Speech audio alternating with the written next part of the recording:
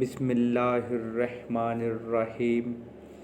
اس video کو غور سے دیکھیں اور لائک کریں اور اس چینل کو ضرور سبسکرائب کریں تاکہ آپ کی ہمیں بھرپور سپورٹ مل سکے۔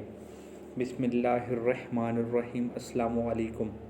حضرت عبداللہ بن ابی حیدر اسلمی رضی اللہ تعالیٰ عنہ کہتے ہیں، ان کے ذمہ ایک یہودی کے 4 درہم قرض تھے۔ اس یہودی نے اس قرض کی اصولے میں حضور صلی اللہ علیہ وسلم سے مدد لینی چاہیے اور یوں کہا کہ اے محمد صلی اللہ علیہ وسلم، میرے اس آدمی کے ذمہ 4 درہم قرض ہے اور یہ ان درہم کے بارے میں مجھ پر غالب آ چکے ہیں، یعنی میں کئی مرتبہ ان سے تقاضا کر چکا ہوں لیکن یہ مجھے دیتے نہیں ہیں۔ حضور صلی اللہ علیہ وسلم نے فرمایا، اس کا حق اسے دے دو۔ انہوں نے کہا، اس ذات کی قسم جس نے آپ کو حق دے کر بھیجا ہے، دینے کی میرے پاس بالکل گنجائش نہیں ہے۔ حضور صلی اللہ علیہ وسلم نے فرمایا، اس کا حق اسے دے دو۔ انہوں نے کہا، اس ذات کی قسم جس کے قبضے میں میری جان ہے، دینے کی بالکل گنجائش نہیں ہے۔ میں نے اسے بتایا تھا کہ آپ ہمیں خیبر بھیجیں گے اور امید ہے کہ آپ ہمیں کچھ مال غنیمت دیں گے، اس لیے وہاں سے واپسی پر اس کا قرض ادا کر دوں گا۔ حضور صلی اللہ علیہ وسلم نے فرمایا، اس کا حق ادا کر دو۔ تو آپ صلی اللہ علیہ وسلم کی عادت شریفہ یہ تھی کہ آپ کسی بات کو 3 دفعہ سے زیادہ نہیں فرماتے تھے۔ 3 دفعہ فرما دیتے تو پورے اہتمام اور تاکید کی نشانی تھی۔ چنانچہ حضرت ابن ابی حضرت رضی اللہ تعالیٰ عنہ اس یہودی کو ساتھ لے کر بازار کی طرف چلے اور اس وقت ان کے سر پر ایک مختصر سا امامہ تھا اور ایک چادر کی تہ باندھے ہوئے تھے۔ جب بازار پہنچے تو انہوں نے امامہ اپنے سر سے اتارا اور اس کو تہ کی جگہ باندھا اور تہمہ والی چادر کو علیحدہ کر کے اس یہودی سے کہا، تم یہ چادر مجھ سے خرید لو۔ اس نے یہ چادر ان سے 4 درہم سے خرید لی۔ انہوں نے یہی درہم اس کو دے کر قرض سے چھٹکارا حاصل کر لیا۔ اتنے میں ایک بوڑھی خاتون وہاں سے گزری۔ انہوں نے حضرت عبداللہ رضی اللہ تعالیٰ عنہ کو اس حالت میں دیکھا کر کہا، اے رسول اللہ صلی اللہ علیہ وسلم کے صحابی، آپ کی یہ کیا حالت ہے؟ انہوں نے اس خاتون کو سارا قصہ سنایا تو نیک دل خاتون نے کہا، آپ میری یہ چادر لے لیں۔ یہ کہہ کر انہوں نے اپنی چادر اتار کر حضرت عبداللہ رضی اللہ تعالیٰ عنہ کے حوالے کر دی۔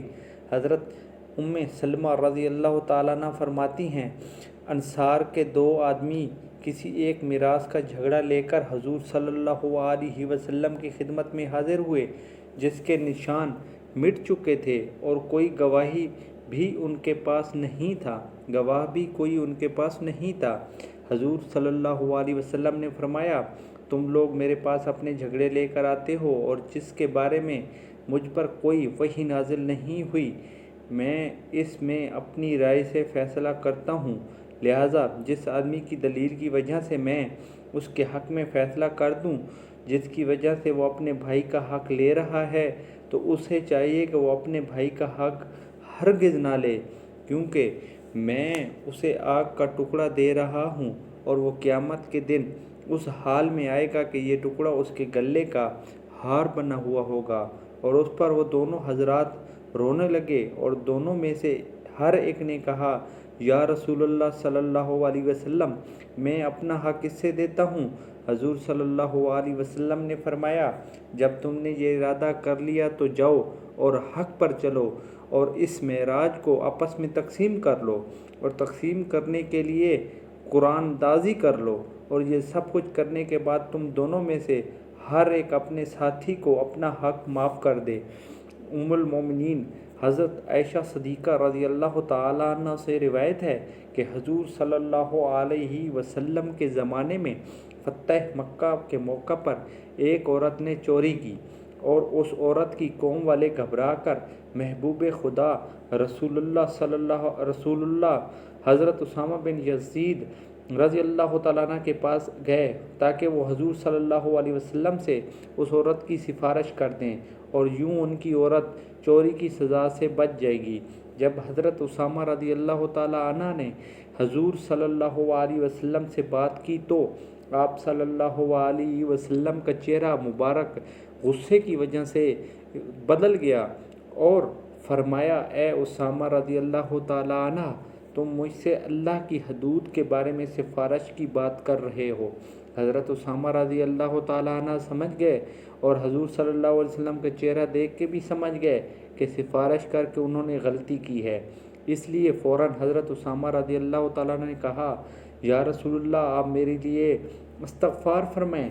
شام کو حضور صلی اللہ علیہ وسلم بیان فرمانے کھڑے ہوئے تو پہلے اللہ کی حمد و ثنا بیان کی اور پھر فرمایا اما بعد تم سے پہلے لوگ صرف اسی وجہ سے ہلاک ہوئے کہ جب ان کا طاقتور اور معزز آدمی چوری کرتا تو اسے چھوڑ دیتے اور جب کمزور آدمی چوری کرتا تو اس پر حد شرعی قائم کرتے۔